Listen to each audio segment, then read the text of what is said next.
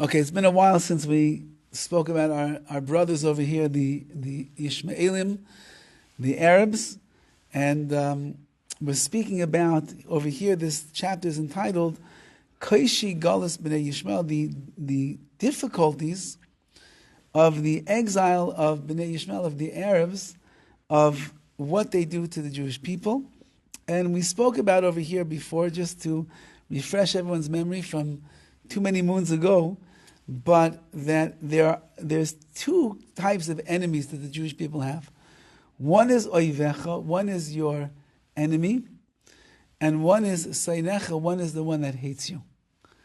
And a saine, someone who hates you, is worse than just a regular enemy. Because if the enemy tries to overcome you and they fail at their attempt, so usually they'll just leave you alone at that point. But if it's an enemy that hates you, so their hatred will motivate them to not stop whatever is within their power to try and destroy you. I mean, just look at what's going on in the Middle East right now. Okay, you have the Iranian regime. I don't know, do we believe what Trump says? We don't believe what he says. They were decimated, they're not decimated. Who knows what to believe anymore? You can't believe anything. Yeah, and everything is fake news these days. Everything, they talk out of one side of the mouth and another. Can't believe anything anymore. But let's just say that the Iranian regime has been destroyed much beyond its capacity. Let's say that Hezbollah really doesn't have much manpower left. But they don't stop. They just launched some missile into southern Israel today, and they did a lot of damage. Now, you know that means that the IDF is going to come and pound you from the air with their bombs and everything, and they have exact coordinates of exactly where the leader is. He's a dead duck. He's a number. His days are numbered. But they hate us. And because they hate us, they don't stop. They're not just an enemy. An enemy says, you know what, with IDF and American army together, what are we fighting for? We're going to get killed. But that's what a person would say. But if I'm Seinecha, if I hate the Jewish people, I can't stand the country of Israel, I can't stand those Israelis, this Bibi is driving me crazy, then all I want to do is go, and I'll keep sending missiles and drones, whatever I could do, even though their armies are more impressive. And the American army is coming to back us up. It's more impressive. And they have more weapons at their disposal. And they could do much more damage. But I hate them. So I'm not going to stop. Says Rav Goldberg over here in his Sefer, this is what we're contending with for thousands of years with Yishmael. They're not just an enemy. An enemy will give up after a while. They say, it's not worth it anymore. They keep killing us. Forget about it. Let's just put up the white flag of truce and let's call it a day. But the one that hates us and despises us and wants to see our end, they never know how to give up. And that's what we are dealing with. And he says, and you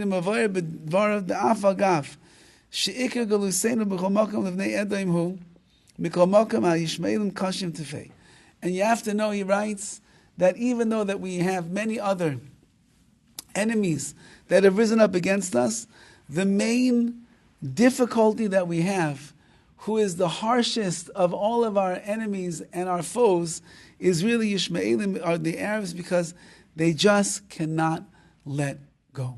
They cannot let up, and they keep going and going and going and going, and nothing stops. No, you thought this war was going to end already? It's going on since October 7th.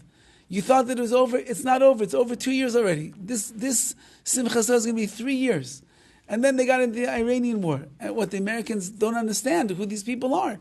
So then they're going to come in and they're going to just level the ground. And it's going to be over.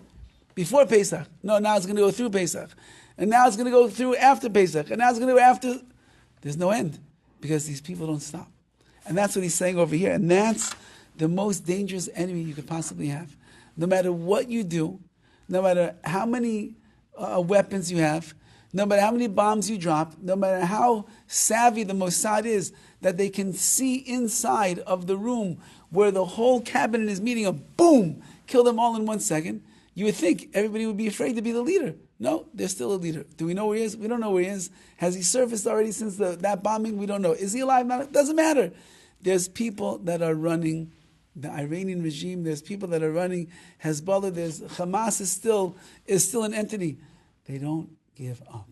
And that, says Rav Goldberg, that's the danger of dealing with Yishmael.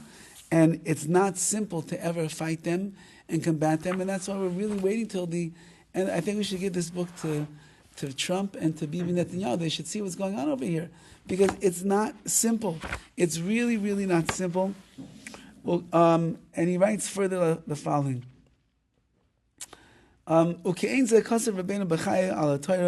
It says in the Torah the following. V'yashkem Avram ba'boker. Avram got up early in the morning. Vayikach lechem v'chemes mayim. Now remember, Hashem told him, listen whatever Sarah says. If she says get rid of Yishmael, send him away. So Avram Avinu got up early in the morning and he took some bread and he took the flask of water. Why did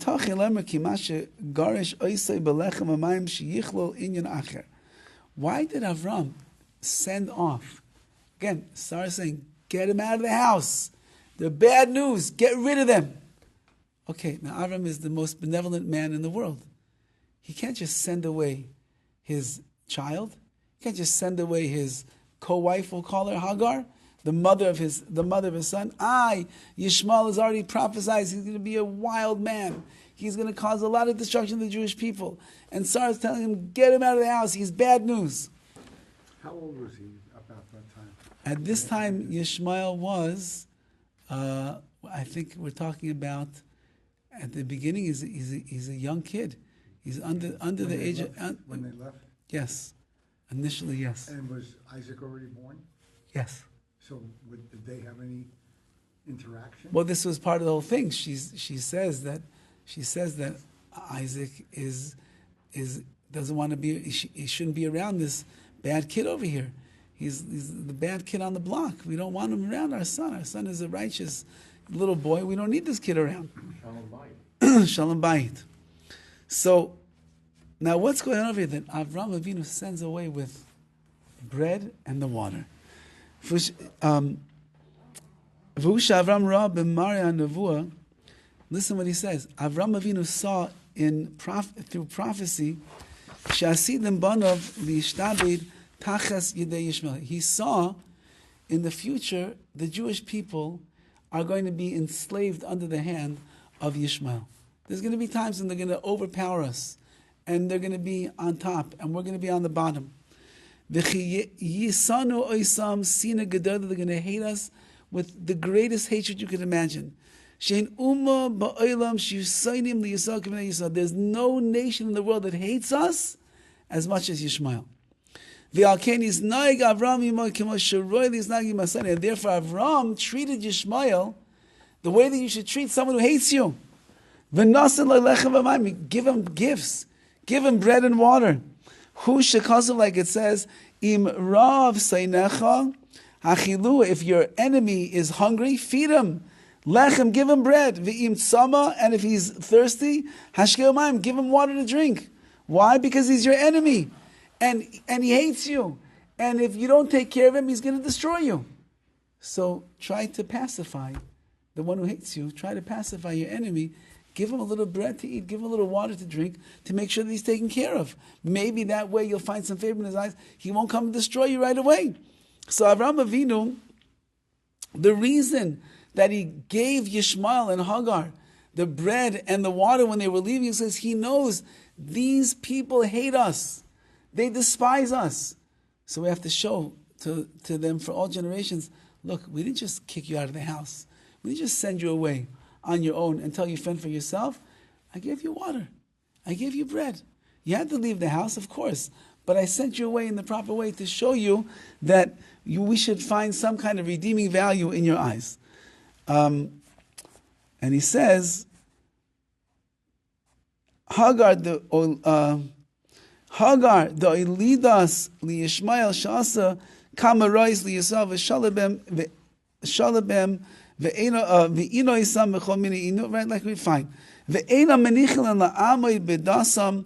Yishmael doesn't like us to be able to live our lives peacefully and live the kind of life that we want to. Ve'ein lecha galus kashli yisrael. There's no more exile. There's no more nation that rises up that's more difficult than Galus Yishmael, than the Galus of Yishmael of the Arab world. And this is something that we have to understand. It doesn't, even with all the military power that is going against them, they're not letting up, and they're not stopping. And even though they might be getting destroyed, did they really rebuild all the missile launchers? I don't know. Can you rebuild missile launchers that fast? I have no idea. Is their army still intact? I have no idea. Is the regime still functioning? I have no idea. But one thing is clear. They hate us, and they will not stop. And they're not giving in. Ceasefires, schmeesfires, deals, they're not going to stop until they get the deal that they want. And America could make one of the biggest mistakes in history right now.